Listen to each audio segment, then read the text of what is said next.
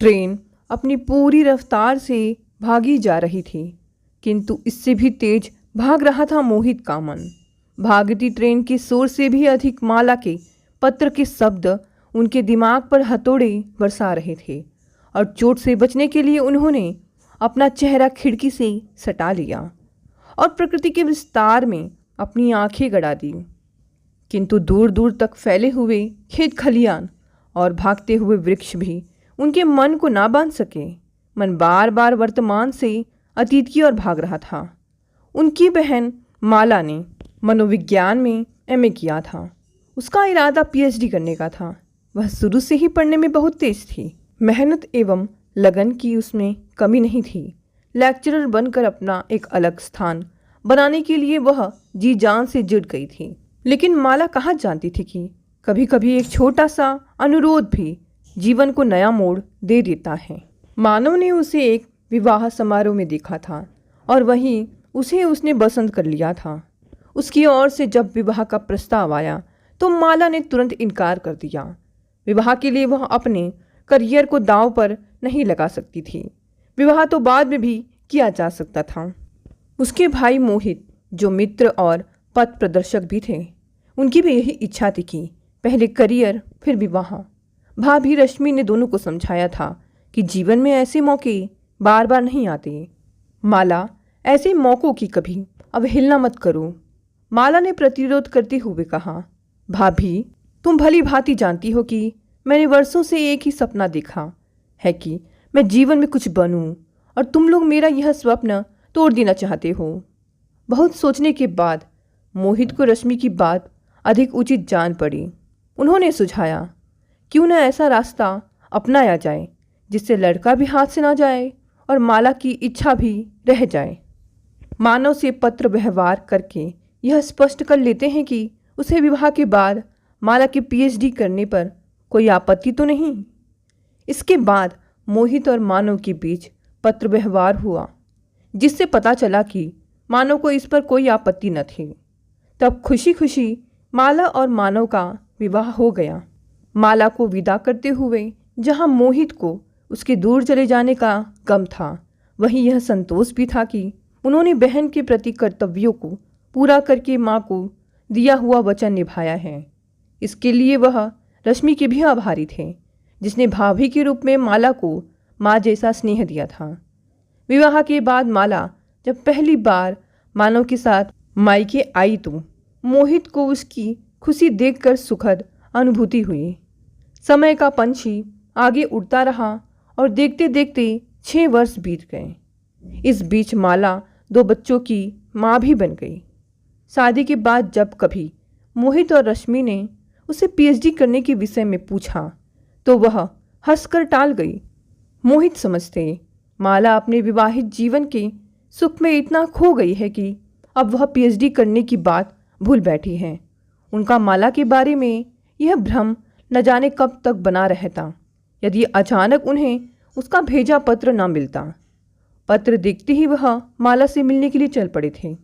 अचानक ट्रेन का झटका लगा और मोहित अतीत से वर्तमान में लौट आए। उन्होंने जेब से पत्र निकाला। फिर एक बार उनकी नज़रें इन पंक्तियों पर अटक गई। पिछले 6 सालों से अपने ही घर में अपने वजूद को तलाश करते करते थक गई हूँ मैं। इससे पहले कि पूरी तरह टूटकर बिखर जाऊं, मुझे यहाँ से ले जाऊं।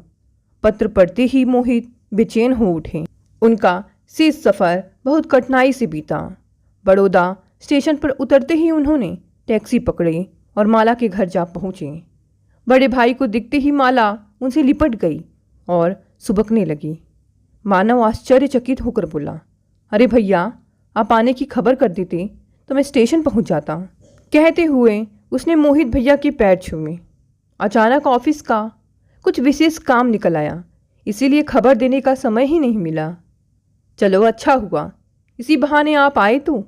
माला के ससुर ने मोहित को सोफे पर बैठाते हुए कहा। अन्नू कहाँ है? मोहित ने चारों तरफ निगाहें दौड़ाते हुए पूछा। अन्नू स्कूल गई है, माला बोली और बेटे को अपने भाई की गोद में देकर चाय का प्रबंध करने चली गई। दोपहर में मोहित जब आराम करने के लिए माला के कमरे में आए तो स्नेहपूर्वक उसे पास बैठाते हुए बोले, तुझे किस बात का दुख है माला? भाई का स्नेहिल स्पर्श पाते ही माला फपक पड़ी। मुझे यहाँ से ले चलो भैया, वरना मैं मर जाऊंगी। और उसके बाद माला ने धीरे धीरे मोहित भैया को सब बता दिया। मानव की मम्मी बेटे का विवाह कहीं और करना चाहती थी, परंतु मानव ने माला को पसंद कर लिया। बेटे के हट के आगे माँ को झुकना पड़ा, पर उन्होंने कभी दिल से बहू को स्वीकार नहीं किया। वह पहले दिन से ही माला का विरोध करती रही। माला जब कभी उनका कोई काम करती, वह उसमें कमी अवश्य निकालती। माला के ससुर जब कभी उसका पक्ष लेते, वह उन्हें भी डांट देती थी।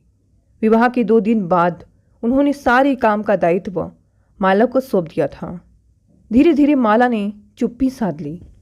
इस बीच वह 2 बच्चों की माँ बन चुकी थी, फिर भी घर में उसका कोई महत्व नहीं था। मानव माला के साथ होते हुए अन्याय को देखकर भी अनदेखा कर देता था। मानव की उदासीनता ने माला को इस घर से चले जाने के लिए प्रेरित किया। वह सोचती, जहाँ रहकर उसका खुद का व्यक्तित्व कुंठित हो रहा हो, वहाँ वह किस प्रकार अपने बच्चों की उचित परवरिश कर सकती है। इसीलिए उसने भैया को पत्र लिखा, ताकि उसके पास रहकर वह नए सिरे से अपना जीवन शुरू कर सके। मोहित ने माला को बताया, फिलहाल वह 1 हफ्ते बड़ौदा में रुकने वाला था। एक रात मोहित और माला छत पर जाकर बैठ गए थे। छत पर ठंडी हवा चल रही थी, किंतु माला बहुत अधीर थी। अब तक मोहित ने उससे चलने के बारे में कुछ नहीं कहा था। मोहित के बैठते ही माला ने उसका हाथ पकड़ लिया और रूंधे गले से बोली, भैया मुझे यहाँ से ले चलो, मैं अब यहाँ और नहीं रह सकती। माला, जब से मैं यहाँ आया हूँ तुम्हारी ही स्थिति को जानने और समझने का प्रयास कर रहा हूँ। फिर तो आपने देखा होगा भैया कि मेरा घर में कोई महत्व नहीं, किसी को मुझसे तनिक भी लगाव नहीं, यहाँ तक कि मानव को भी नहीं। तब मैं क्यों जबरन पड़ी रहूँ यहाँ पर? प्रश्न जबरन पड़े रहने का नहीं है माला, प्रश्न यह है, क्या यहाँ से चले जाने से संबंध अच्छे बन जाएंगे?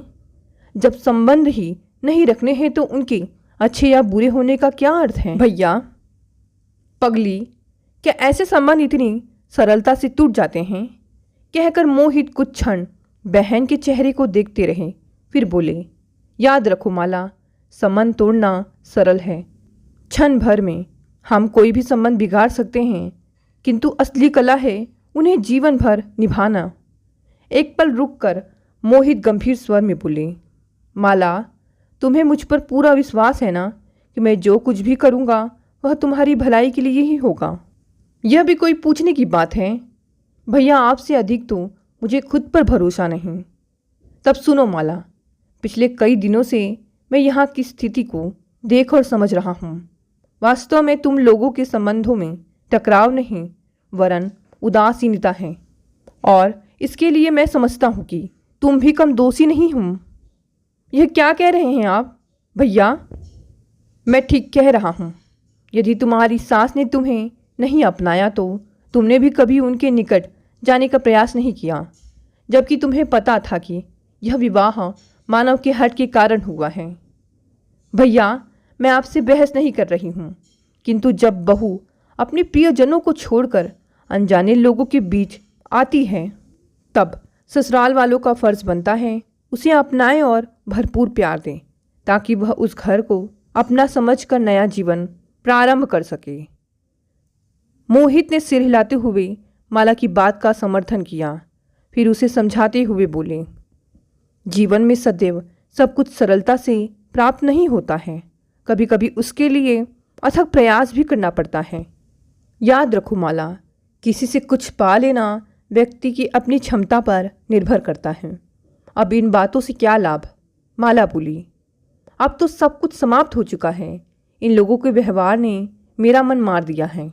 अब कुछ भी करने का उत्साह शेष नहीं है। माला, जब हमें ऐसा लगे कि अंधकार अब कभी समाप्त नहीं होगा, तभी प्रकाश की किरण दिखाई देने की संभावना प्रबलतम होती है। इन टिमटिमाती हुई बत्तियों को देखो। इतना कहकर मोहित ने हाथ से एक और इशारा किया। माला ने उस ओर देखा। पूरी तरह अंधकार में किसी फैक्ट्री की वह जलती हुई 3-4 बत्तियां बड़ी भली लग रही थी। अपनी जिंदगी के अंधकार में हमें इसी तरह के बिंदुओं से अपना आगे का रास्ता चुनना चाहिए। मोहित ने कहा। आपने इतनी अच्छी बातें कहाँ से सीखी हैं भैया? माला मोहित की बातों से प्रभावित होकर बोली। माँ से। माला, तुम उस समय बहुत छोटी थी। माँ को मैंने कभी भी निराश होते नहीं देखा था। कितनी भी कठिन स्थिति क्यों ना हो, वह कोई ना कोई आशा की किरण अवश्य खोज लेती थी।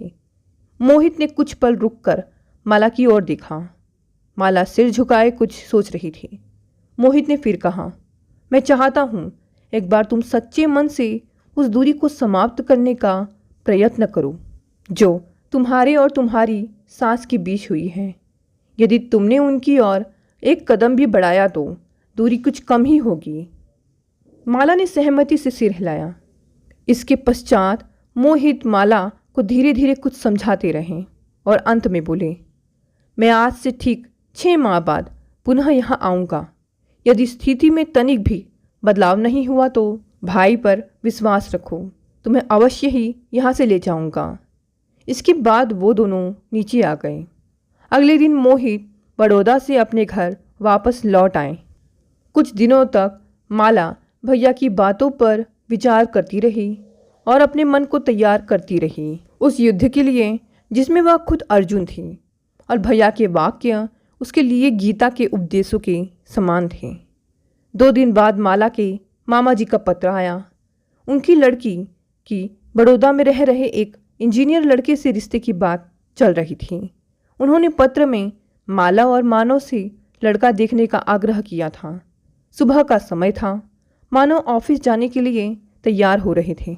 तौलिए से हाथ पोंछते हुए वह रसोई घर में आए और माला से बोले, शाम को लड़का देखने जाना है, तैयार रहना।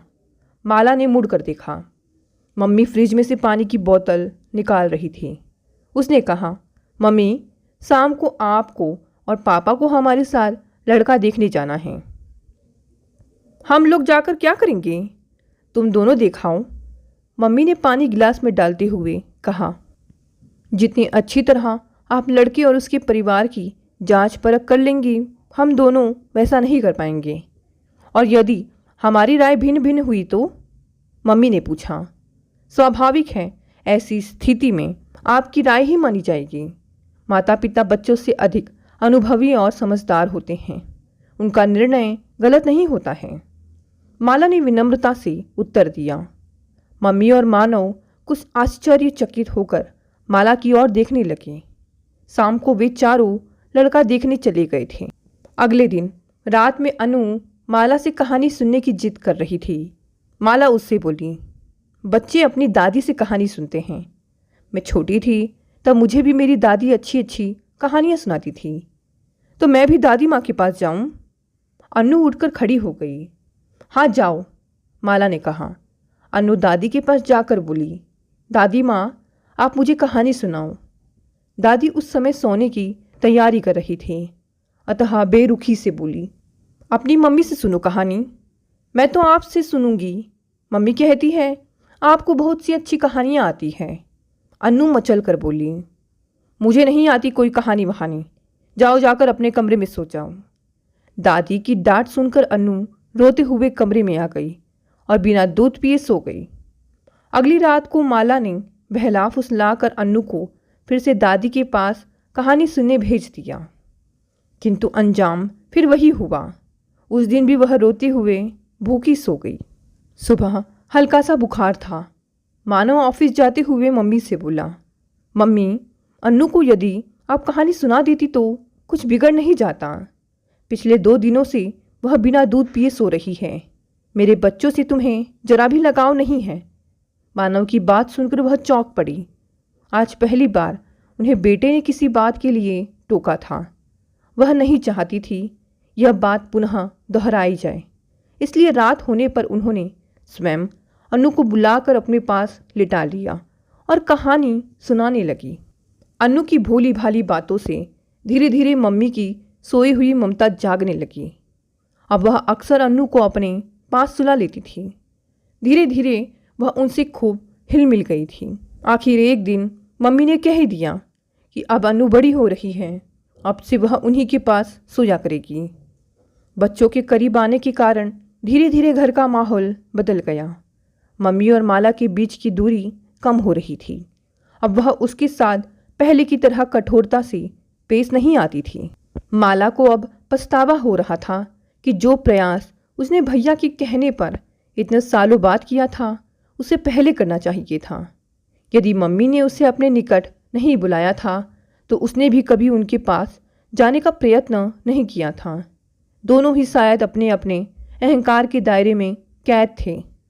अक्सर मानव माला के इस बदलाव पर आश्चर्य व्यक्त करता। इस पर माला हंस पड़ती और मन ही मन भैया के प्रति स्नेह से भर उठती, जिन्होंने अपनी सूझबूझ से उसके बिखरते घर को बचा लिया था। इसके बाद मम्मी का पथरी ऑपरेशन हुआ। सप्ताह भर तक माला अस्पताल और घर के बीच दौड़ती रही। मम्मी की सेवा में उसने कोई कसर नहीं उठा रखी थी। एक सप्ताह बाद जब मम्मी घर वापस आई तो अगले दिन शाम के समय मानव के एक मित्र परिवार सहित उन्हें देखने आए। बातों के दौरान मम्मी ने बताया कि वह और मानव के पापा अपने बड़े बेटे के पास कानपुर जाने की सोच रहे हैं। यह सुनकर माला और मानव दोनों चौंक उठे। मेहमानों के जाने के बाद माला उदास स्वर में बोली, ऐसा लगता है मम्मी, आपकी सेवा करने में मुझसे ज़रूर कोई कमी रह गई, तभी तो आप यहाँ से जाने की सोच रही हैं। नहीं माला, ऐसी बात नहीं है। जितनी सेवा तुमने मेरी की है, मेरी बेटी होती तो शायद वह भी नहीं करती। मम्मी स्नेह भरे स्वर में बोली। तब फिर आपने कैसे सोच लिया कि हम आपको जाने देंगे? अन्नू क्या आपके बगैर रह सकेगी? कहते हुए माला अंदर चली गई। डैडी और मम्मी ने उसे अपने कमरे में बुलाया और कहा, माला, हम चाहते हैं कि यह मकान तुम्हारे नाम कर दें, साथ ही 50,000 रुपये अन्नू और अंश के नाम जमा कर दें। माला आश्चर्यचकित होकर बोली, यह सब क्यों मम्मी? आज आप लोग मुझसे कैसी बातें कर रहे हैं? देखो बेटे, ज़िंदगी का कोई भरोसा नहीं। हमारे बाद भी सब कुछ तुम्ही लोगों का है, इसलिए अपने सामने थोड़ा थोड़ा तीनों बेटों के नाम कर दे तो अच्छा है। डैडी बोले, नहीं डैडी, मुझे आप लोगों का मकान और पैसा नहीं चाहिए। अपना प्यार देखकर आप लोगों ने मुझे सब कुछ दे दिया है। इसके बाद और किसी दौलत की मुझे ज़रूरत नहीं। कहते हुए माला कमरे से बाहर आ गई। बाहर आते हुए उसने सुना डैडी मम्मी से कह रहे थे, तुमने व्यर्थ ही कठोरता का आवरण ओढ़कर इतनी अच्छी लड़की को स्वयं से दूर कर रखा था। इस बात का पछतावा तो मुझे भी है। यह मम्मी की आवाज़ थी। माला की आंखों से खुशी के आंसू निकल गए और वह वहाँ से हट गई। अगले सप्ताह अचानक भैया बड़ौदा आ गए। भैया को देख माला अचंभित हो उठी।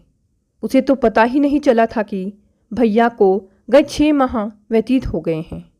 गृहस्थी का सुख पाने में उसने जिन आस्था का परिचय दिया था, उसमें तो वैसे भी समय का पता नहीं चलना था। कमरे में अटैची रखते हुए मोहित ने हंसते हुए कहा, वादे के मुताबिक ठीक 6 माह बाद तुम्हें लेने आया हूँ, बताओ चलोगी? माला ने सजल आंखों से मुस्कुराते हुए भाई की ओर देखा और कहा, आपकी दी हुई शिक्षा की वजह से प्रबलतम अंधकार के बाद भोर की एक नई किरण मेरे आंगन में दिखाई दी है। अब इसके प्रकाश को छोड़कर कहाँ जाऊँ? भैया के चेहरे पर संतोष की आभा छा गई और उन्होंने माला को प्यार से गले लगा लिया। दोस्तों, ये कहानी यही समाप्त हो गई। कहानी पसंद आई तो इसे लाइक, शेयर, कमेंट करें और साथ ही साथ अगर आप नए हैं तो इस चैनल को भी सब्सक्राइब कर लें। धन्यवाद दोस्तों, मिलते हैं अगली नई कहानी से।